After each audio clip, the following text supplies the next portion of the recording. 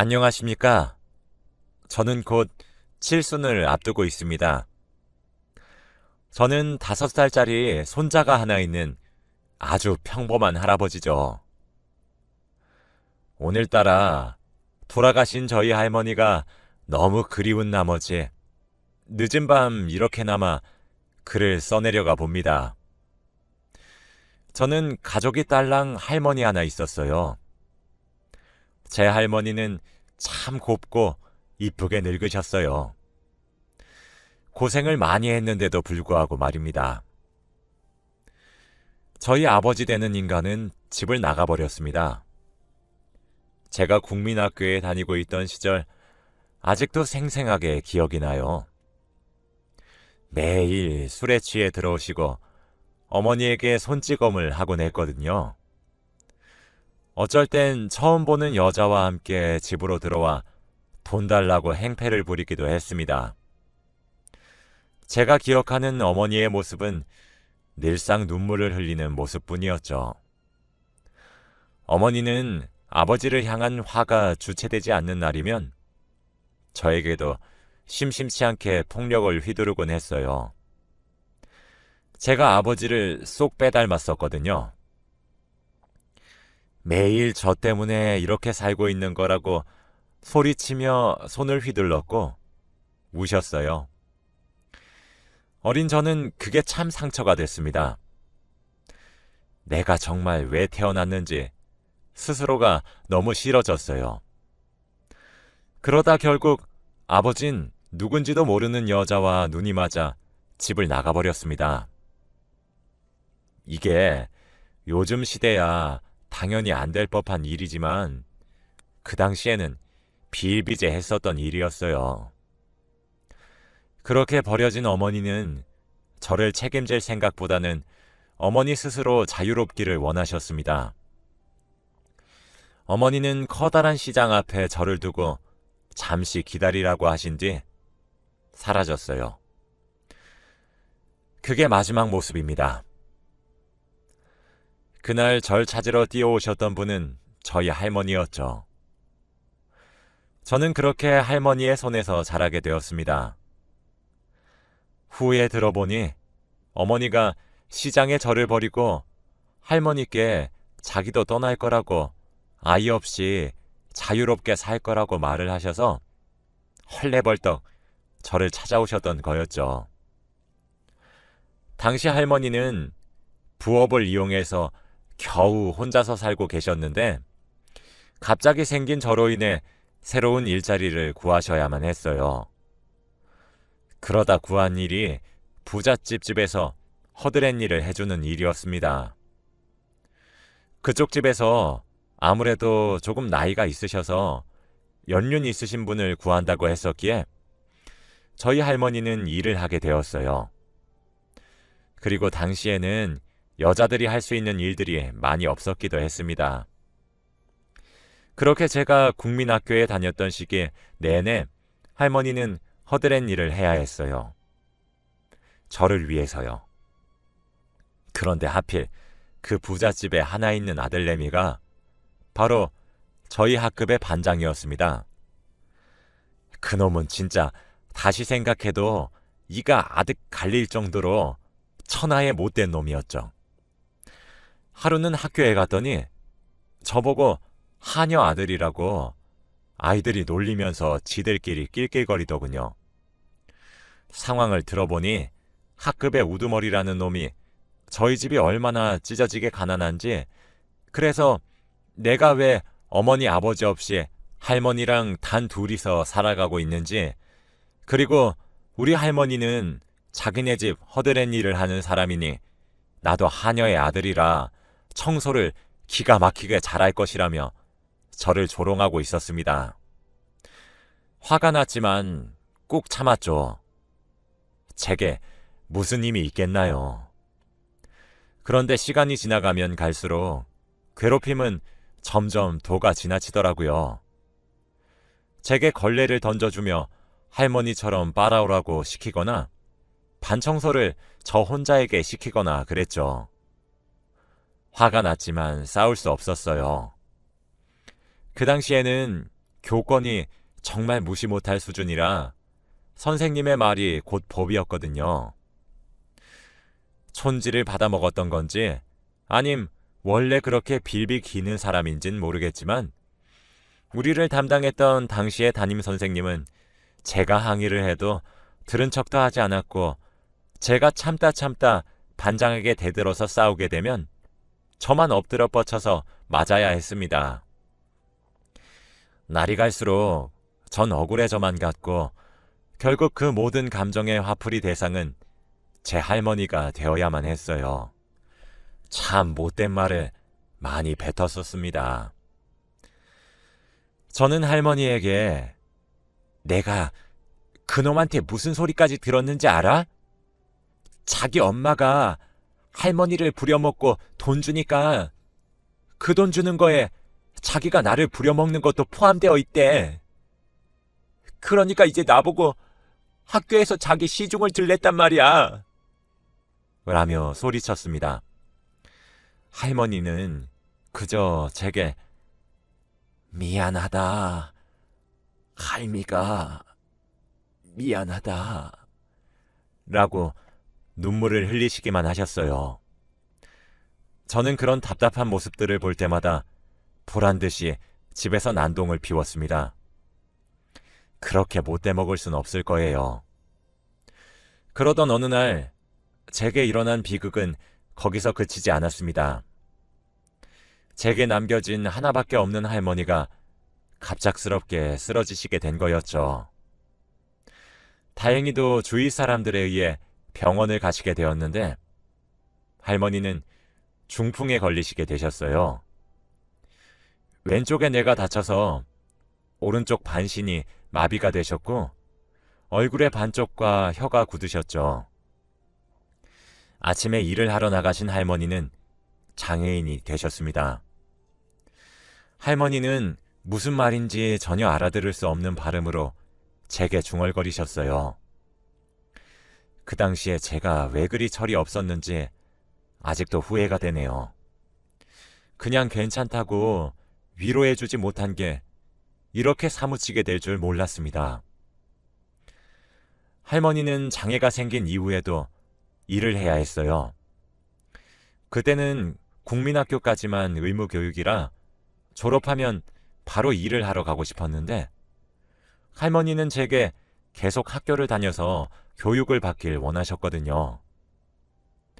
학비를 벌기 위해 할머니는 불편한 몸으로도 폐지를 주우러 다니셨습니다.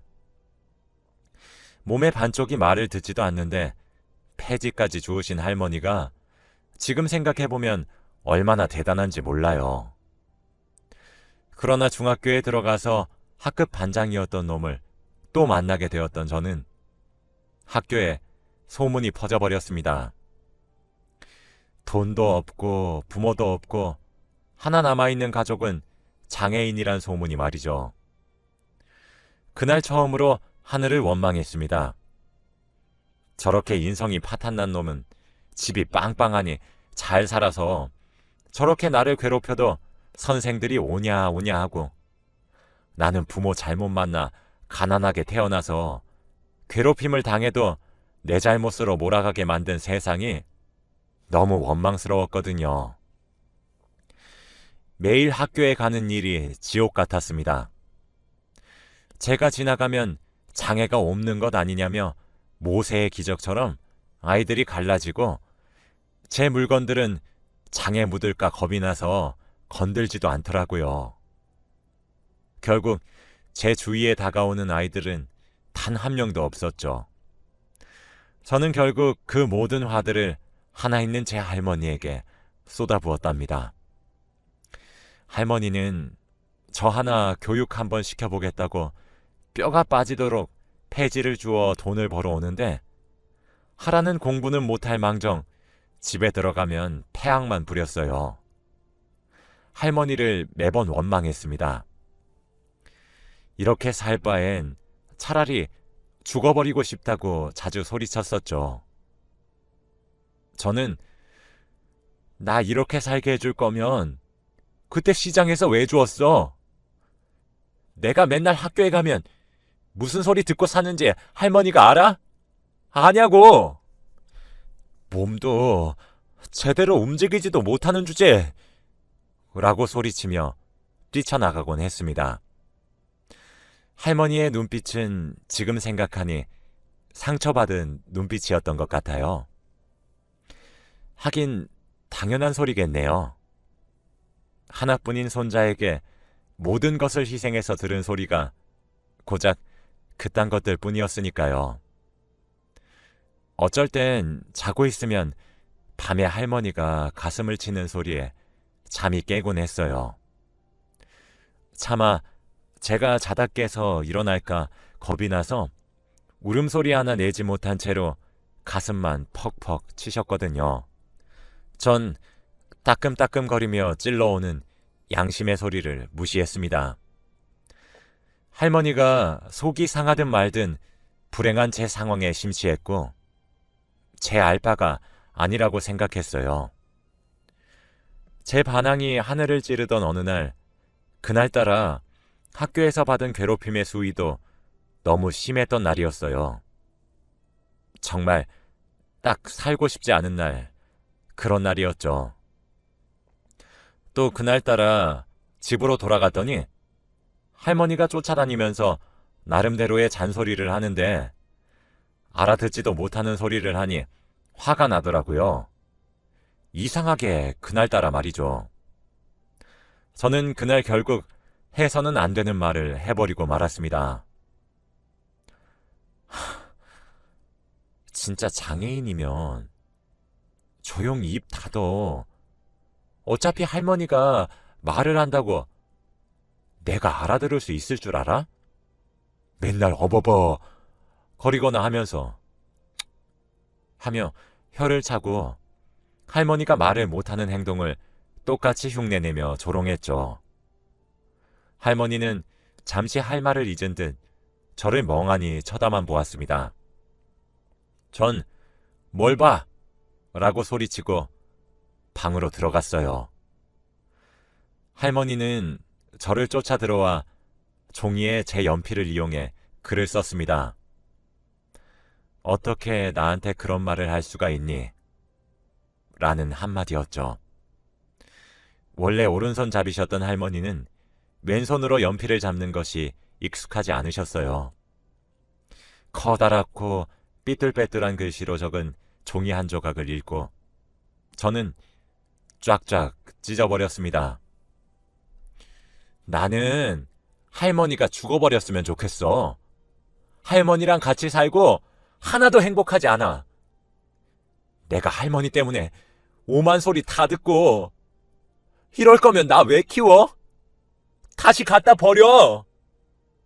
그리고 할머니 이렇게 벙어리처럼 사는 거 얼마나 쪽팔린지 알아?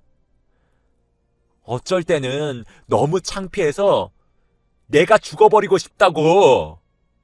그냥 할머니가 죽어버렸으면 좋겠어. 라고 소리쳤습니다. 할머니는 털썩 주저앉으시곤 가슴을 팡팡 치며 꺽꺽 소리내어서 눈물을 흘리셨죠. 저는 그걸 보고 한숨을 푹 쉬고 그 길로 집을 나왔습니다. 할머니는 눈물을 흘리면서도 저를 붙잡으려고 하셨어요. 저를 붙잡는 할머니의 손을 뿌리친 저는 뛰쳐나가면서도 할머니께 해서는 안 될 말들만 가득 쏘아부었어요. 나중에 할머니가 똥오줌도 못 가리게 되면 나는 어떡해? 그냥 이딴 개같은 집 구서 나가서 혼자 살 거야. 나중에 똥오줌 못 가릴 때 쓰려고 나 주워온 거 아니야? 이거 놓으란 말이야. 라면서요. 그래서였을까요? 그때 봤던 할머니의 모습이 마지막이 될 줄 짐작도 못했습니다. 당시 할머니 얼굴은 기억도 잘 나지 않아요. 사실 중학교 다니는 10대의 남자아이가 집을 뛰쳐나와 할 수 있는 것이 뭐가 있었겠나요? 밤이 되면 춥고 밥도 먹지 못해 배가 고픈데 말이죠. 그렇게 하루 날밤을 새고 다음날 다시 집에 들어갔습니다. 할머니 얼굴을 보면 민망해질까 걱정만 했는데 왠지 모르게 집이 조용하더라고요. 늘 제게 따뜻한 밤을 해주려고 분주히 움직이시던 할머니의 모습이 보이지 않았습니다. 갑자기 저는 뭔가 불안해지기 시작했어요. 할머니! 하고 소리쳐 불러봤지만 할머니가 저를 반겨주러 나와주지 않으셨어요. 불안한 마음을 겨우 가라앉히고 방문을 열었습니다. 할머니는 방에 누워 계셨어요. 옆에 다 타버린 연탄과 함께 말이죠. 그제서야 살펴보니 할머니는 그 와중에도 혹시 자신이 살아버릴까봐 철저히 준비를 해놓으셨더라고요. 그렇게 할머니는 스스로 목숨을 끊으셨습니다. 그리고 시간이 어떻게 지나갔는지 모르겠어요. 혼자 남아 있었던 저는 주위에 살고 계셨던 이웃 사촌들의 도움으로 할머니의 장례를 겨우 치를 수 있었습니다. 집으로 돌아와 보니 누워 계셨던 자리 구석에 곱게 접혀 있는 편지 한 장과 통장이 하나 있었어요. 저는 그 편지를 읽고 나서야 할머니 죽음을 실감했고 세상에 혼자 남겨졌다는 사실을 뼈저리게 알게 되었죠. 전 그날 뼈저리게 후회한 후 엉엉 울며 오열을 하고 말았습니다. 편지에는 상구가 할미다. 내 이렇게 너에게 편지를 처음 써보니 많이 어색하더라도 참고 끝까지 읽어주겠니? 아무리 할머니 글씨가 이상해도 조금 참아주렴. 내 몸 반쪽이 마비가 되어 반신불구가 된 일로 어린 나이인 너에게 많은 일이 일어났다는 사실을 나도 알고 있었단다. 너에게 많은 짐을 지어준 것만 같아 곧 죽음을 앞두고 있는 와중에도 너무 미안하고 죄스럽구나. 옛날 너의 아비가 외간 여자와 눈이 맞아 집을 나갔단다. 너의 어미는 그렇게 아비가 나가고 나니 곧바로 널 시장 바닥에 버렸고 자유롭게 살겠다고 나갔어. 그날 내가 얼마나 놀랐는지 몰라. 널 버리고 온 시장을 해집듯이 뒤져가며 찾았다. 그렇게 널 발견했는데 어렸던 너는 울고 있지도 않더구나. 얼마나 학대를 받았을까 싶었어. 그래서 내가 너를 거뒀어. 내 자식 잘못 기른 죄를 사하는 마음으로 널 키웠다. 남부럽지 않게 키우려고 사방팔방으로 노력했지만 오히려 내 꼴이 이리 말도 안 되는 모습이 되어버리니 너에게 얼마나 큰 짐을 지어주게 된 줄도 몰랐단다. 그런데 뛰쳐나간 너의 뒷모습을 보고 있으니 어쩌면 내 선택이 잘못되었다는 생각이 많이 들었단다. 오히려 이런 모습으로 옆에 있어주는 것이 널 더 괴롭게 했었던 것은 아닌가 싶어 후회가 참 많이 들었어. 그동안 못난 할미 때문에 불행했던 것들 모두 잊어주면 안 되겠니? 내가 잘못했어. 내가 많이 미안해, 상구가. 옆에 있는 통장에는 내가 평생 동안 모아놓은 돈이 들어있단다. 너를 거두고 나서 널 공부시키고 결혼도 시켜주고 싶어서 한 푼 두 푼 아끼고 아끼면서 모았던 돈인데 이 돈으로 내가 없는 세상에서 부디 조금이라도 편안히 잘 지냈으면 하는구나. 너 때문에 이런 선택을 하는 것은 절대 아니다, 상구가. 할머니가 많이 사랑하고 있단다. 죄책감 가지지 말고 하늘에서 너만 바라보고 있을 테니 하고 싶은 거 다 이루고 자유롭게 살길 바래. 내가 많이 사랑한다, 상구가. 통장엔 250만 원가량이 들어있었어요. 당시 공무원 월급이 10,000원을 조금 못 돌았으니 엄청 많이 모으신 돈이었죠. 저는 그날 펑펑 울었습니다. 할머니가 복주머니에 남겨주신 옥반지도 하나 있었어요. 원래 제가 신부 될 사람을 데려오면 물려주시려고 했었던 옥반지였죠. 살면서 그날처럼 후회되는 날이 없었습니다. 조금만 더 빨리 집으로 돌아갔다면 달라졌을까라는 생각을 멈출 수 없었죠. 저는 그 이후로 삶에 대한 의욕을 완전히 잃었습니다. 그저 할머니와 살았던 집에서 한 발자국도 나가지 않았어요. 매일 할머니가 써준 편지만 읽었죠. 중학교 입학하던 날 억지로 찍어 남겨놓은 할머니와의 사진 한 장이 제게 마지막으로 남아있는 추억이었습니다. 그러다 정신을 차려야 되겠다는 생각이 들었어요. 할머니가 못다한 소원 이뤄주고 싶었거든요. 전 공부에 몰두하기로 다짐했습니다. 학교로 다시 돌아갔어요. 그때부터 참 독하게 살았습니다. 저는 할머니 한을 풀어주기 위해 열심히 산 결과 지금 대한민국에서 내노라고 하는 스카이 대학 중 한 곳에 입학할 수 있었습니다. 할머니가 남겨주고 가신 돈으로 말이에요. 전 돌아가신 할머니의 영향인지 사회복지에 관해 관심이 많았으므로 학과 또한 그쪽 관련이었어요. 제가 학교에 합격하던 그날 밤 돌아가시고 한 번도 나오시지 않았던 할머니가 꿈에 나타나셨습니다.